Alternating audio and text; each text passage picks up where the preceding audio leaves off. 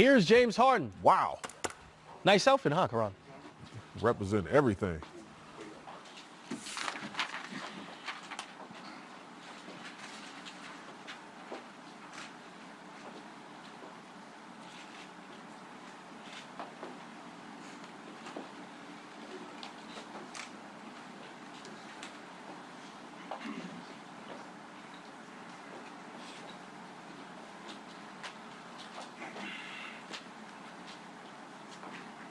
He's coming. He's coming. He's coming. Gordon Gartrell. That's what it was. Come on.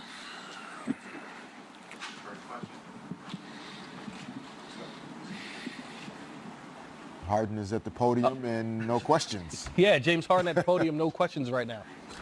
Waiting for Chris Paul. So Okay. that's what it is. They're waiting for Chris Paul to like come to that. the podium as well. So showing some solidarity there. Yeah, I like the fact that, look, if that's something that tradition, keep it going. James, Tim McMahon, ESPN. Mike said that the refs admitted to him at half that they missed 4 of those closeouts. From your perspective, do you feel like, part of the Warriors' game plan against you is to kind of test the limits on that until those are called? And, what can you do about that? What can I do about it? I was told the same thing at half, and there's probably a couple more in that second half. I mean, I just want a fair chance, man. Call the game how it's supposed to be called, and that's it. And I'll live with the results. But especially we all know what happened, a few years back with Kawhi, like that can change the entire series. Just call the game how it's supposed to be called, and we'll live with the results. And it's plain and simple. Mr. Paul, you all came out and played very well and only lost about 4 points. What can you take away from this game to take into game number 2? We lost. You know what I mean? In playoffs, whether it's 1, whether it's 30, it's a loss. But I think first thing we do is we look at ourselves. We got to defend better. Especially me, I missed 3 free throws and, techs. I get that tech, the first one, the last one too. Those points that team, the way they score the ball, giving up techs. It's an emotional game. So to shoot a 3, yeah, and 1, get a tech. It's tough, but I got to be smarter because that don't do nothing but hurt our team. Chris, Tony Harvey, Sacramento Observer. I know you guys been here a couple days early, all rested up, but even on the Warriors side, they logged a lot of minutes on the starter side. Is this what this series is going to be? For you guys, to grind it out and and do your jobs and just take as many minutes that you can for your team. What's the question? Is this what the series is going to look like with you guys, your starters, the Houston starters playing a lot of minutes? It's the playoffs. Guys gonna play. It's hard to come by wins in the playoffs, and whether you're tired, not tired, everybody tired. It's It's April, almost May. So guys, pros, they gonna get their rest, do whatever they gotta do, and when it's time to play, everybody gonna hoop. Okay, Janie McCauley from Associated Press. How much did Draymond's energy on both ends? He crashed the boards and came up with some key offensive rebounds, and did he really kind of set a tone for them? Yeah. You ask me? Yeah. What was that? James, did Draymond set a tone for them with his energy on both ends and creating second chances? I don't know. Okay.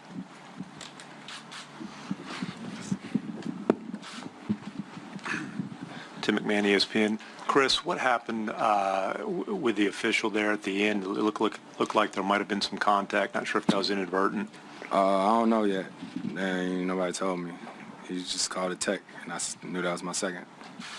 Was there contact? I ain't looked at it yet. Did you? You did?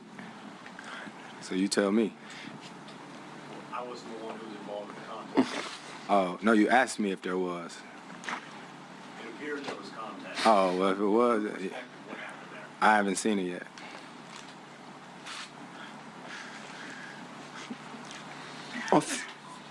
offensively, especially in the first half, just a ton of threes. Were they good looks, normal offense execution, or are there things that need to be changed or improved heading into game two? A lot of things that need to be improved.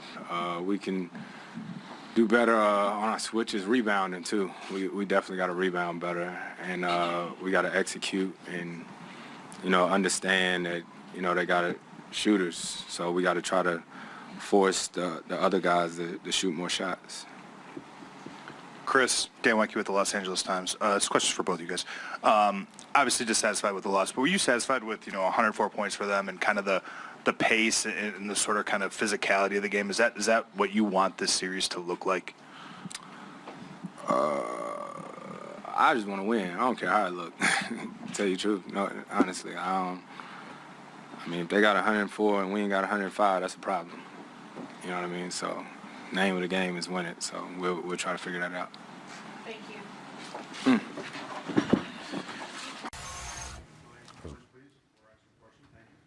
Sherrod Blakely, NBC Sports Boston. This question is for both you guys. Speak of the importance of coming in here, establishing the tone, not only in terms of how you play, but also doing it in a winning fashion. Oh, no. You go. I just think that we came in very focused, locked in on the things that we wanted to do as a group. We knew that we were going to have to play a very solid game, and I felt like our focus level was good from the beginning. We just continue to stick together throughout the game. And just, okay. And just to follow, Al, obviously it's a team defense when you're dealing with a guy like Giannis Antetokounmpo, but just speak to what your focus was and just your mindset as you were tackling that assignment. Yeah, I mean, he's such a great player. I think that our focus was to make sure that we just made it tough on him every time. All our guys at different times were on him and involved in the play and just making sure that he earned everything he got. And I felt like we did a really good job of that. Paul Flannery, SB Nation. Kyrie, how vital is that pick and pop game that you have with Al, not only for getting him shots and looks, but for kind of opening up other things on the floor? It's very vital for our offense. It brings continuity, brings spacing, especially when we're in the right spots. We're staying disciplined in our half-court offense, and we have either matchups that we want to go at, or Al knows, where I'm going to be getting downhill, and, we communicate throughout the game where we would like our pick and roll offense to be, how we can be more efficient, so I don't miss him on easy shots or easy opportunities that he can make for others. So it's vital for our offense, and I think that we do a great job of communicating that throughout the whole entire game, because we understand that they're going to adjust as well. So, just playing the game the right way. Me and him in the pick and roll, we're very efficient. So I just try to make the right read.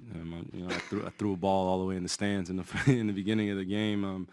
That was my fault. I was in the wrong place. Appreciate that.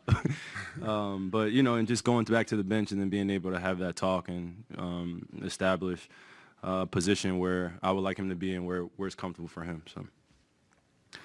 Taylor Snow, Celtics.com. You guys went back to that small starting lineup with Morris at the 4. How do you think that move benefited you guys, and also just the impact that Marcus had out there too? I think that he obviously adds spacing, but there's still a toughness that him and Baines bring. Either one coming off for our starting unit. Obviously Smarty's not here, but throwing either one of them in there works for us, and we're going to make it work, especially when we want to go at specific matchups. So I think it worked to our advantage, and I think it'll work to our advantage throughout this series if we play it right. So he's in the right spot for majority of the game. Marcus is always ready to play, as well as Baines. We never want to see anybody go down, but it's interchangeable for us. John Corrales, MassLive.com. In that locker room all season long, Kyrie, a lot of guys have been saying, look, wait until the playoffs. Throughout all the struggles, is this the type of game that you guys envisioned when you were telling us to come back to you when it came to the playoffs? maybe there was a little foreshadowing throughout the regular season as we were dealing with our ups and downs naturally. But I think that we just have an appreciation for the group that we have. We've spent at least 2 years together now. You know, everyone's relatively healthy other than Smarty. So I think that we have a good rhythm of the expectations for each other and then going out there and executing. Brad does a great job putting us in a great position in terms of the game plan and preparation. So it's our job to go out there and execute. We obviously try to get the best out of each other, and I think that communication on the bench has improved vastly since the playoffs have started. And just everyone feels good, so I think that helps as well. Kyrie, Gary Walsh from Boston Globe. You took 21 shots, but it didn't seem like you took that many. Do you like when you're kind of playing both scorer and facilitator? And how did you feel like your role was tonight, especially in the second and third quarters when you didn't shoot that much? Well, I just play the game as it comes. I think that when I'm out there, I think that you know, I try to put too much of an emphasis on thinking too much about trying to be aggressive or trying to be too much of a facilitator, then it'll take me out of my game. So tonight, you know, just coming out there, I just wanted to come out aggressive, establish myself in the post, establish myself around the mid-range area. Then after that, I knew that the adjustments that they were going to make were going to dictate the rest of the pace of the game. So the second and third quarter, I really don't worry about shots. I could get my shot anytime I want. I think everybody in the building knows that.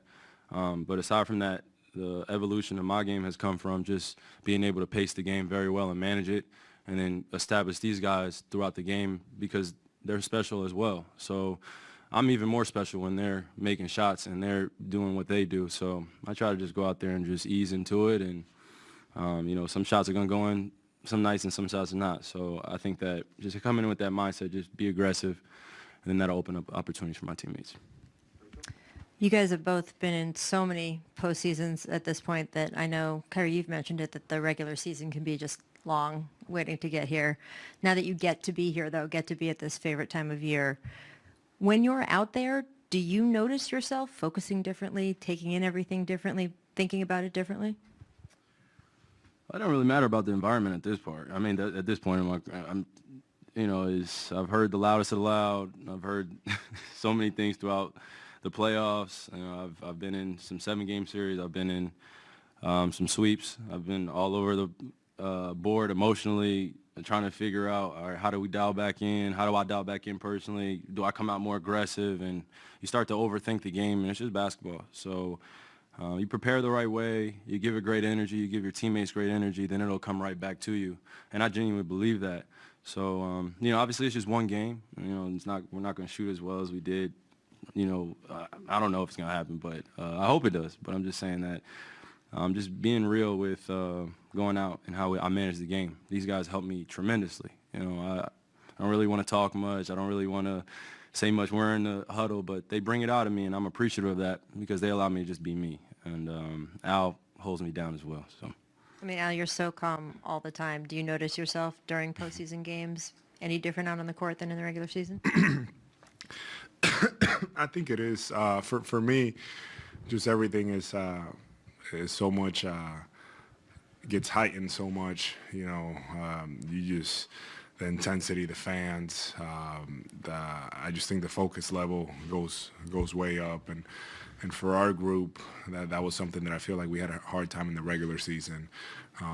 After some of us, obviously, last year going through a run and being in these type of positions and then coming to the regular season. And, you know, it was tough to get to that stage. So I just think that once the postseason started, I think we all really have been able to lock in. And Kyrie has been on our ear, even, you know, weeks before the regular season even ended, about the commitment and what we needed to do as a group and how we needed to prepare and be better. And I think all the guys understood what he was trying to tell us and have taken up on that challenge and trying to be better and trying to do the little things to get us to this point. Mark Murphy, Boston Herald. Al, how much did the maintenance program during the season help you, and how has that helped your energy right now? I think it was very helpful for me, just because, you know, I wanted to be at my best when I got to this point of the season, and you know, our medical staff and our coaches being conscious of that, understood that we needed to make some sacrifices during the season, and I felt like they managed it perfectly, and now we're in you know, we're in a good position. We're in the place that we want to be, and you know, just trying to make the most of it. John Corrales, MassLive.com. Giannis has been blocked in the restricted area less than one time per game during the regular season. You guys got him 3 times tonight. What was it defensively that you saw as a group, not just you, but as a group, and what do you need to do to match that in game 2? I just think you know, that our group, we all understood how we needed to defend, and how dangerous he is once he gets it in the paint. So constantly tonight we had a couple breakdowns, but for the most part, I feel like everyone was very aware. Our guards really did a good job of helping and closing down lanes and things like that. And we just wanted to challenge and contest every shot as best we could. And I felt like, you know, we were able to do that today. Thank you, Kyrie. Thank you, Al. Thank you, ladies. All right. It feels like nighttime, but it's like... Yeah.